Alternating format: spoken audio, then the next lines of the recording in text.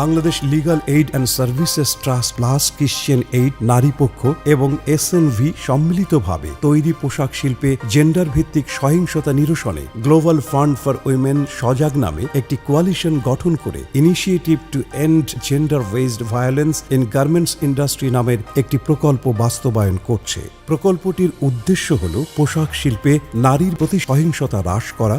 প্রকল্পটি পোশাক শিল্পে নারী শ্রমিকদের প্রতি সহিংসতার মূল কারণগুলো চিহ্নিত করে উক্ত সহিংসতা দূর করার মাধ্যমে নারী শ্রমিক তথা সকল শ্রমিকের জন্য উন্নত কর্মসংস্থান, শান্তি ও ন্যায় বিচার প্রতিষ্ঠা অর্থাৎ উপযুক্ত কর্মপরিবেশ সৃষ্টিতে উল্লেখযোগ্য ভূমিকা রাখছে।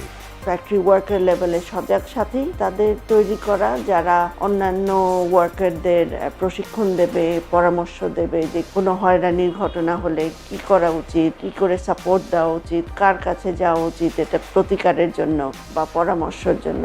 I think this partnership model, beautiful process to institutionalize a mechanism to not only identify those that are facing harassment, but also a way that it reaches top management and it's addressed. This awareness at each and every level is extremely important. Thousands of workers that are in some 20 plus factories that we are working with. We've raised the awareness of men because many times men are simply not aware of the importance of eliminating the violence against women. It's the platform which addresses issues related with safety and security of the garment factory workers, especially women. The human rights defenders helps the garment factory workers in building their capacities, focusing on protecting themselves against any kind of violence. The beauty of this program is that we work with multiple stakeholders, right from the garment factory workers to owners to the apex body of the owners association, and then we work very closely with the district administration as well as the trade unions.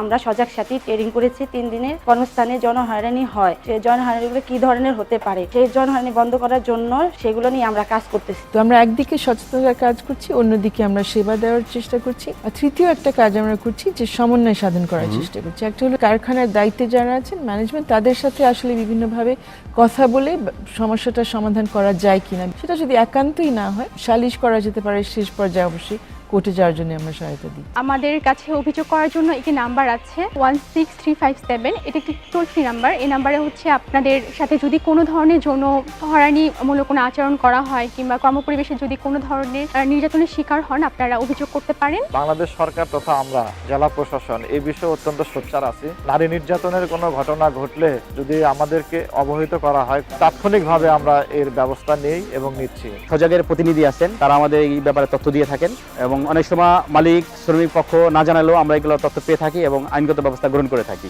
সচেতন না হয় হলাম, এরপরে কি করবো, এরপরে যেটা করতে হবে, সর্বক্ষেত্রে সমাজে আমাদেরকে আসলেই সজাগ থাকতে হবে। কাজে নারীকে কৌশলী হওয়া প্রয়োজন, নারীর প্রয়োজন আত্মসম্মানবোধের সাথে নিজের জীবনের যুদ্ধটা করে যাওয়া।